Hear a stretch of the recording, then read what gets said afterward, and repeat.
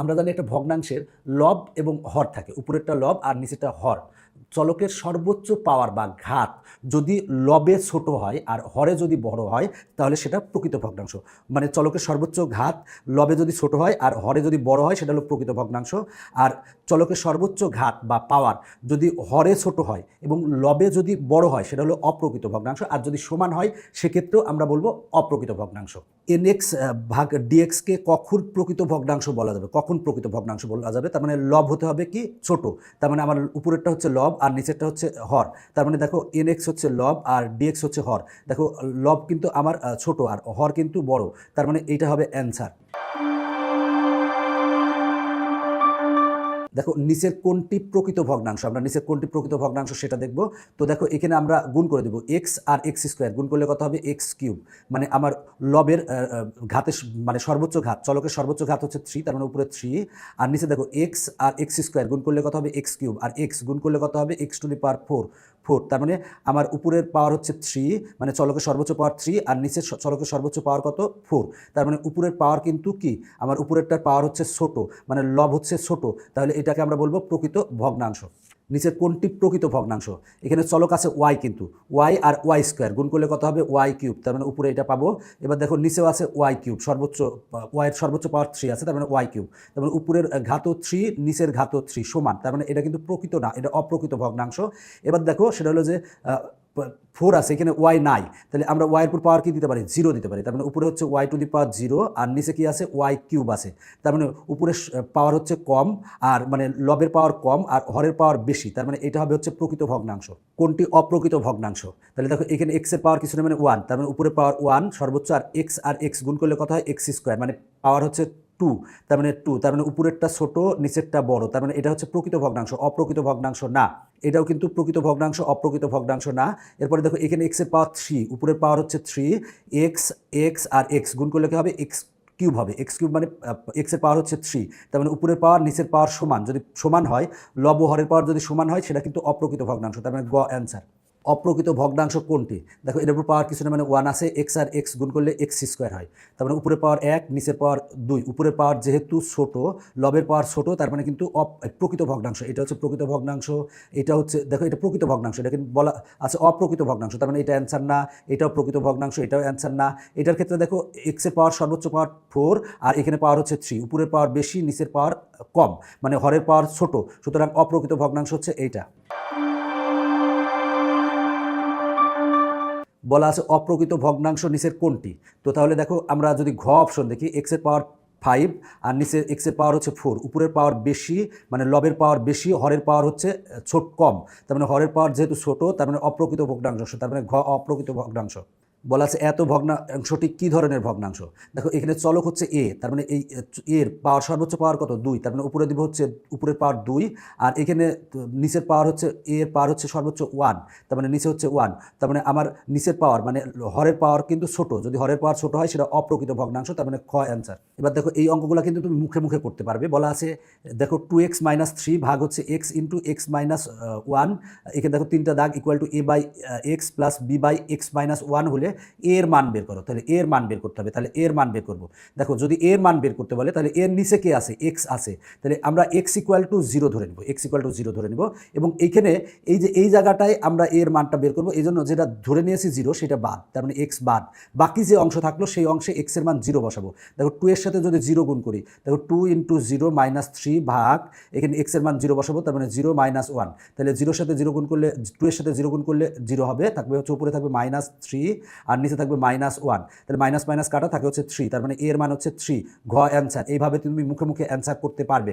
এর পরেরটাও একই রকম দেখো এখানে বলা আছে এত সমান এত হয় তবে এ এর মান কোনটি? একই রকম, এর নিচে কি আছে ওয়াই আছে, তাহলে এর মানটা বের করার জন্য আমরা ওয়াই ইকুয়াল টু কি ধরে নিব 0 ধরবো, তাহলে ওয়াইয়ের মানটা যেহেতু আমরা 0 ধরেছি তার মানে এই ওয়াই বাদ এবং বাকি জায়গায় আমরা কি বসাবো ওয়াইয়ের মান 0 বসাবো, তাহলে 2 ইন্টু 0 মানে কত 0 প্লাস 1 ভাগ ওয়াইয়ের মান কত বসাবো 0 বসাবো, তার মানে 0 মাইনাস 1, তাহলে আসে কত 1 ভাগ -1 মানে -1 আসে, তার মানে -1 কতে আছে, তার মানে ক অ্যান্সার। এবার দেখো এইটার বলা আছে এত ইকুয়াল টু এ বাই এত প্লাস বি বাই এত হলে এর মান বের করো, এই এর মান বের করতে বলেছে, তাহলে এর নিচে যেটা আছে সেটা হলো যে x - 2 ইকুয়াল টু 0 বসাবো, বসালে x এর মান কত আসে 2 আসে, তাহলে আমরা দেখো এর নিচে যেটা ইকুয়াল টু জিরো ধরেছি, যেটা ইকুয়াল টু জিরো ধরেছি সেটাকে বাদ দিয়ে দেবো, তারপরে এটা বাদ, এটা বাদ। এবার বাকি স্থানে এক্সের মান আমরা কত বসাবো? 2 বসাবো। তাহলে কত হবে? 2 × 2 - 3 ভাগ এখানে এক্সের মান কত বসাবো? 2, তার মানে 2 - 3, 2 দুগুণে 4, 4 থেকে 3 বাদ দিলে হয় 1, আর নিচে দেখো 2 থেকে 3 বাদ দিলে হয় -1, তাহলে 1 ভাগ -1 সমান হয় -1, তার মানে গ অ্যান্সার। এরপরে দেখো পরেরটা একই রকম, এইটা ইকুয়াল টু এইটা, যেখানে এ ও বি মূলদ সংখ্যা, এ এর মান কত। তাহলে আমরা এর নিচে কি আছে? এর নিচে আছে x+1, তাহলে আমরা x+1 ইকুয়াল টু 0 লিখবো। তাহলে x এর মান কত আসে? মান আসে। তাহলে x এর নিচে যেহেতু x+1 আছে, তাহলে x+1 ইকুয়াল টু 0 লিখছি, x এর মান কত আসে? -1। তাহলে এই x+1 আমরা বাদ দিয়ে দেবো, বাদ দিলে বাকি যেটা থাকবে সেখানে আমরা x এর মান -1 বসাবো। তাহলে এখানে বসাবো -1, তার মানে -1 - 5 ভাগ হচ্ছে -1 - 2, তাহলে এখানে আসে হচ্ছে -6, আর নিচে আসে হচ্ছে -3, তার মানে আসে হচ্ছে 2, তার মানে ঘ অ্যান্সার। এখন এইটা দেখবো, দেখো এত, এখানে 3টা দাগ ইকুয়াল টু 2/এত প্লাস b/এত হলে বি এর মান বের করো। একই রকম নিয়ম, জাস্ট দেখো বি এর নিচে কি আছে? আছে হচ্ছে x+5 আছে, তাহলে x+5 ইকুয়াল টু কত লিখবো? 0 লিখবো। তাহলে x এর মান কত আসে? x এর মান আসে -5 আসে।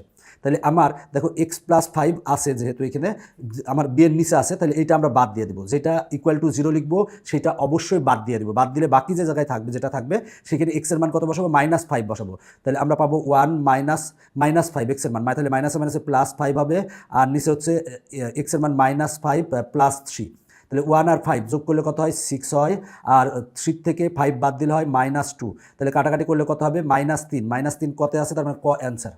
দেখো এর পরেরটাই একই রকম, তুমি নিজে নিজে প্র্যাকটিস করলে পারবে। তো এখানে দেখো বি এর মান বের করতে বলছে, বি এর মান বের করতে বলছে। তাহলে বি এর নিচে কি আছে?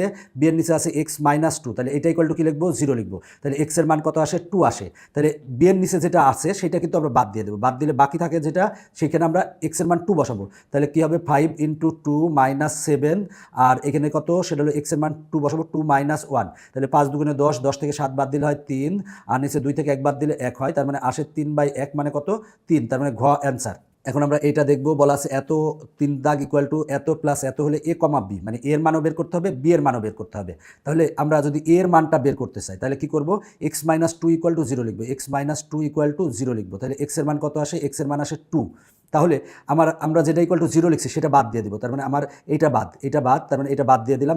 বাদ দিলে বাকি যেটুকু আছে সেটুকু আমরা x এর মান 2 বসাবো। তাহলে x এর মান যদি আমরা 2 বসাই, তাহলে 4 × 2 - 3, আর এখানে আমরা 2 বসাবো, 2 + 3, তাহলে 4 দুগুণে 8, 8 থেকে 3 বাদ দিলে হয় 5, আর নিচে হচ্ছে 5, তাহলে 5 আর 5 কাটাকাটি গেলে থাকে হচ্ছে 1, তার মানে এর মান হচ্ছে 1, তার মানে আমরা এর মান পাবো হচ্ছে 1, এর মান 1 পাবো। এবার আমরা যদি বি এর মান বের করতে চাই, তাহলে বি এর নিচে যেটা আছে কত? x+3 আছে, এটা ইকুয়াল টু 0 লিখবো। তাহলে x এর মান আসে -3, তাহলে x এর মান আমার -3 আসছে, তার মানে আমরা এই x এর মান -3 যেটা আমরা x+3 ইকুয়াল টু 0 লিখছি সেটা বাদ দিব। তার মানে এবার বাদ দেবো, এইটা বাদ দিলাম, বাদ দিলে যেটা থাকবে সেটাতে আমরা -3 বসাবো। তাহলে এখানে যদি -3 বসাই, 4 × -3, তার মানে -12 হবে, আর -3 ভাগ এখানে কত? -3 বসাবো, তার মানে -3 - 2, তাহলে হয় কত? -15 ভাগ -5, মাইনাস মাইনাস কাটা, তাহলে আমরা যদি কাটাকাটি করি তার মানে 3 আসে, তার মানে বি এর মান কত আসলো? 3 আসলো। তার মানে এর মান 1 আর বি এর মান হচ্ছে 3, তার মানে 1,3 কতে আছে, তার মানে ক অ্যান্সার। এই দুইটা অঙ্ক আগের মতোই তুমি নিজে প্র্যাকটিস করো, তাহলেই পারবে ইনশাল্লাহ। দেখো নিচের তথ্যের আলোকে এই দুইটা অঙ্ক সমাধান করতে হবে। দেখো এইটা দেওয়া আছে, এখন বলা আছে এর মান কত, তো আগের মতোই এর নিচে কি আছে? আমরা যদি এর মান বের করতে চাই, এর নিচে কি আছে? x+2 আছে, এইটা ইকুয়াল টু 0 লিখবো।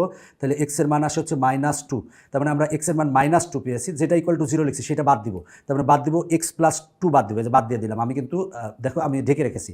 এবং বাকি অংশে আমরা কি বসাবো? x এর মান -2 বসাবো। তাহলে x এর মান যদি -2 বসাই, তাহলে 3 আর -2 গুণ করলে হয় -6 + 2 ভাগ এখানে x এর মান -2 যদি বসাই, তাহলে -2 আর -3, তাহলে আসে হচ্ছে -4, আর নিচে আসে হচ্ছে -5, তাহলে আসে হচ্ছে 4/5, তাহলে 4/5 আছে হচ্ছে কতে, তার মানে ক অ্যান্সার। এরপর একটা বলা আছে বি এর মান কত। যদি বি এর মান বের করতে চাই, তাহলে বি এর নিচে আছে x-3, এটা ইকুয়াল টু 0 লিখবো। তাহলে x এর মান আসে কত? 3, তাহলে আমরা x এর মান 3, এইটাকে আবার বাদ দিয়ে দেবো, বাদ দিলে যা থাকবে সেখানে আমরা এই x এর মান 3 বসাবো। তাহলে x এর মান যদি 3 বসাই, 3 3 কত? 9, 9 + 2 ভাগ এখানে x এর মান যদি 3 বসাই, তাহলে 3 প্লাস হচ্ছে 2, তাহলে আসে কত, উপরে আসে হচ্ছে 11 আর নিচে আসে হচ্ছে 5, তার মানে বি এর মান আসে হচ্ছে 11/5, 11/5 আছে ঘতে, তার মানে ঘ অ্যান্সার। এখন দেখো আমরা এই অঙ্কটা করব, বলা আছে এত 3 দাগ ইকুয়াল টু এ বাই এত মাইনাস 1/এত হলে এ এর মান বের করো।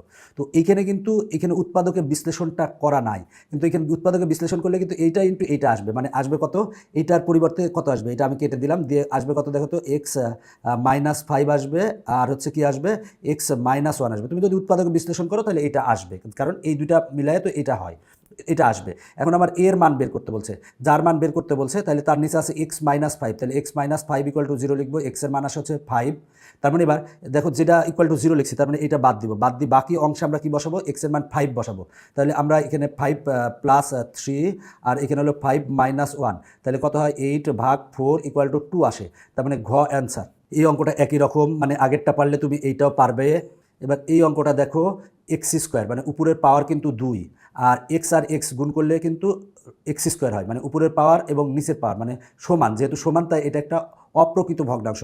উপরের পাওয়ার এবং নিচের পাওয়ার যদি সমান হয় তাহলে এখানে কিন্তু একটা এক্সট্রা 1 যোগ হয়, 1 মানে এখানে এ দিয়ে রাখছে, এখানে 1 হবে আসলে।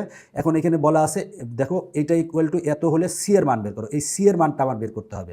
তো আমার এত এ বি এর দেখার দরকার, আমরা সি এর মান বের করবো। তাহলে সি এর মান বের করার জন্য আমার নিচে আছে কত, আছে হচ্ছে x-2, এটা ইকুয়াল টু 0 লিখবো, x এর মান আসে 2। এবার আমরা যেটা ইকুয়াল টু 0 লিখছি সেটা বাদ দিয়ে দেবো, বাদ দিয়ে দিলাম, দিলে এবার x এর মান 2 উপরে এবং নিচে বসাবো। তাহলে x এর মান যদি 2 বসাই তাহলে 2 দুগুণে কত, 4, আর নিচে এখানে যদি 2 বসাই, 2 থেকে 1 বাদ দিলে হয় 1, তার মানে 4/1, মানে অ্যান্সার হচ্ছে 4, ঘ অ্যান্সার। এই অঙ্কটা একই রকম আগের অঙ্কটার মতোই, তুমি নিজে চেষ্টা করলেই পারবা। এরপরে দেখো এই পরের অঙ্কটা বলা আছে এতকে আংশিক ভগ্নাংশে প্রকাশ করো। তাহলে আংশিক ভগ্নাংশে প্রকাশ করার জন্য আমরা কি করি দেখো তো, লিখি যে x+4 ভাগ x ইন্টু x+2, এইটা ইকুয়াল টু কি লিখি, এইটা ইকুয়াল টু এখানে 3 দাগ দেই, দিয়ে আমরা লিখি a/x প্লাস লিখি হচ্ছে b/x+2 লিখি। এখন দেখো আমার এর মানটা কত হবে সেটাই আমার জানার দরকার। তাহলে এর মানটা যদি আমি জানতে চাই, তাহলে এর নিচে কি আছে, এক্স আছে, তাহলে আমরা এক্স ইকুয়াল টু কী লিখবো, 0। তাহলে এবার যেটা ইকুয়াল টু 0 লিখছি সেটা বাদ দিব, বাদ দিয়ে বাকিগুলোতে আমরা এক্সের মান 0 বসাবো।